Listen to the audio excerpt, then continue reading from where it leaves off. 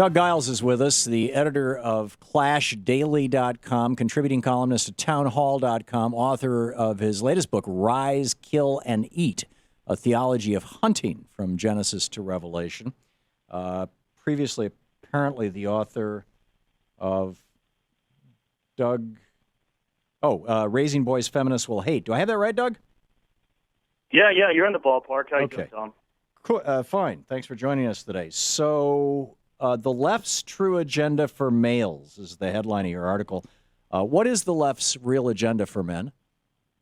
Well, I don't know if I think the article on Clash Daily that AJ pitched to you guys was a video. I don't know if you had the ability to see it, but there's this chick that thinks eradicating the male population by 90% will heal the world. And back in 2012, I wrote a book called Raising Boys Feminists Will Hate, and I wrote in the opening salvo that feminists would love nothing more than to take your son and eradicate his masculine uniqueness. I don't think they like men, and as far as raising kids to be provider, protectors, hunters, and heroes, I think they're kind of leaning more towards a metrosexual Justin Bieber type anomaly instead of your classic masculine traits that used to be inherent within American culture. Right. But so let me get this right, Doug. I want to understand this. About a third of Americans identify themselves as liberals. About a third of Americans identify themselves as conservatives. You're saying that roughly a third of American women want to destroy all American men? No, I'm not saying that at all, but I'm saying that there's great portions of society, and especially through academia and stuff, that think the male collective, those of us who live in a testosterone fog, are the problem with society. Right. And this girl's on steroids. I mean, Tom, if you and I know you come from a different political persuasion and stuff, but I think you and I would probably be in the eradication part of the process in regards to this chick. Yeah, but this is like winning debates by anecdote. I mean, I could play a video of some guy from Stormfront.org talking about how, some white guy about how all Catholics, Jews, and people of color need to be exterminated. That doesn't mean that all white guys think that. Just because one woman says something rather absurd. I'm astounded that you think that liberal women believe that. What do you have any evidence for that? Empirical evidence, I don't have any that comes to mind real quick. All I know is that there's a constant war against men, and men who, again, like I said, they enjoy their masculinity. They think that there's nothing wrong with it. How does it? What are the fronts in this war? Give me an example. Where's a battle in this war happening right now? Well, again, I bring up this widespread interview where this Prometheus, that's what she calls herself, right, says that men are the problem. Men need to be eradicated. Men need to be systematically and selectively aborted, right, so that we continually reduce the population to where guys are held on reservations. Right. And they're just around for breeding. So you've got one whack job woman. I mean, how can you say, and I quote, this is the left's true agenda for males? Yeah, I don't know where you're quoting that from. That's the headline of your article. The left's true agenda for males. I'm looking at it. I have no idea. The article that it says this chick wants eradicating the male population by 90% to heal the world. That's what I'm looking at. Oh. Okay. Well, apparently, you don't think that there's female chauvinism against men that hails from the left, because it's not coming from center right. I think that certainly there's female chauvinism against men, just like there's male chauvinism against women. Yeah, but I don't think that this is an article of faith on the left. Yeah, you don't think that there's misandry in United States culture, and I'm telling you, bro, from a conservative standpoint, from a traditional standpoint. It ain't hailing, that kind of animus isn't hailing from the center right crowd. It's coming from center left and left. Huh. Of abort all the male babies, or 90% of them. Again, that's what this clown is saying. in her video, in her interview with Vice, and it's.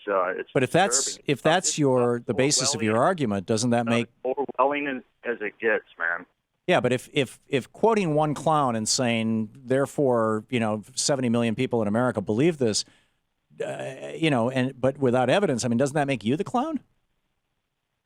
Again, this is a news source that popped up on our radar. We do news aggregation. We posted it, and you said you wanted to talk about it. So I'm here to talk about this chick that says this. And listen, I'll go off on any kind of rube, knuckle-dragging, conservative redneck that wants to extricate from the human collective somebody that, doesn't drink the moonshine that he drinks. So what should, I'm curious, Doug, what should the appropriate roles of men and women be in our society, in your mind? Well, I think I've got, first of all, I've got two alpha male or alpha female daughters that both have owned their businesses since their late teens, early 20s, and one's closing on $1 million property in Austin. So, have they castrated any men lately? No, they haven't. They enjoy men. They want the guys to be men in the classic sense of the word. What does that mean? To be provider, protector, hunter, and hero instead of the guy who crawls up in the fetal position and wets his diaper and lives in his mother's. Right. So if the guy is the provider, protector, hunter, and hero, does that make the woman the provided for, the protected, the user of what the hunter hunts, and the worshipful, you're the hero, acolyte? Is that the word? Say what?